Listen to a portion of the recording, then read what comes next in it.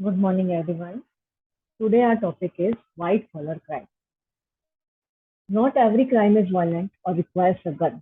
White collar crimes are committed in the daily business activities by individuals, companies, and governments for financial benefits and power. The term white collar crime was coined by sociologist Edwin Sutherland in 1939, who defined it as crime committed by persons of respectability and high social status in the course of their occupation. These are non-violent crimes that includes bribery, wage theft, fraud, insider trading, cybercrime, copyright infringement, money laundering, identity theft, and forgery. Okay, तो जरूरी नहीं है कि हर crime जो है it requires a gun. इतना मतलब इसको वाइट क्राइम इस वजह से दिया गया है कि इसका मतलब बहुत ज्यादा वायलेंस नहीं होता। Okay, corporate frauds, the illegal activities done by companies or individuals done in dishonest and unethical ways are called corporate frauds. These kind of fraud is planned to benefit the perpetrator, an individual or a company. Theft or misuse of assets, false expenses, hiding information, theft of information, fraudulent buildings, and corruption are the different type of corporate fraud. Embezzlement. Embezzlement happens when a person entrusted by an employer to handle money or property uses their position and funnel the company money into their personal accounts. For example, when a politician spends campaign funds for their personal expenses. Ponzi schemes. The Ponzi scheme named after the conman Charles Ponzi of 1920s, who made $250,000 per day through a mail coupon fraud. A Ponzi scheme is an investment scheme in which investors are promised high returns with little or no risk. The money of the previous investors are paid from the money given by the new investors. The scheme falls apart when the new investors stops coming in to earn huge amount in less time. People invest money in such schemes and ultimately lose it. Extortion. When a person or gang of people forces another person or company to part or give up their property, money, or services, it is called extortion. The very common example of extortion, which is most prevalent in India, is the hafta vasuli from small vendors by the local gangs or even police. ये सारे जो crime बताए गए हैं इनको क्या नाम दिया गया है? White collar crime.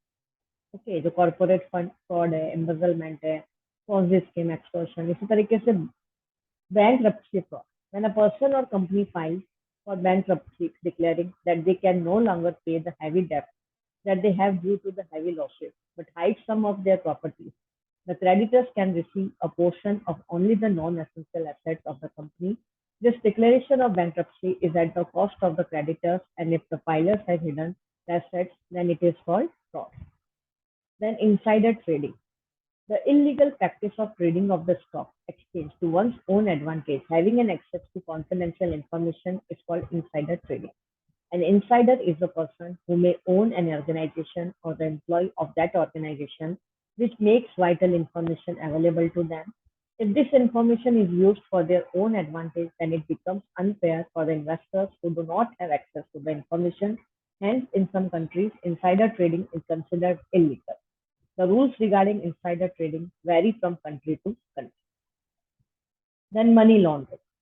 Money laundering is the illegal process of concealing the origins of money obtained illegally by passing it through a complex sequence of banking transfers or commercial transactions. The overall scheme of this process returns the clean money to the launderer in an obscure and indirect way. By doing so, the launderer earns a huge amount of money through illegal business and channels the fund into something which is clean. In past few years, there were many white-collar crimes that happened in India and the world. To name a few, the Vijay Mallya case of money laundering involving rupees 9,000 crore, the 2G Spectrum case of corruption amounting rupees 1.76 trillion, in which the telecom minister A. Raja was involved, the Commonwealth Games involving forgery, malpractices, cheating, and corruption, the Nirav Modi diamond case involving the PNB officials, etc. These were some of the many huge scandals that came out, but there are also many big and small unethical practices which happens in many organizations. Despite of knowing that whatever they are doing is wrong and it may cost them huge punishment, individuals still resort to such unethical conduct, and that is the reason that that it becomes even more difficult to identify what influences an individual in making ethical decisions. Okay. तो ये जो हमने इतने सारे case consider किए, जो example आपने देखे, all comes into the category of white collar crime, जो हमें मतलब एथिकल डिसीजन देने में, मतलब हमें कंफ्यूज कर देती है, बहुत डिफिकल्ट हो जाता है हमारे लिए एथिकली डिसीजन लेना। ओके,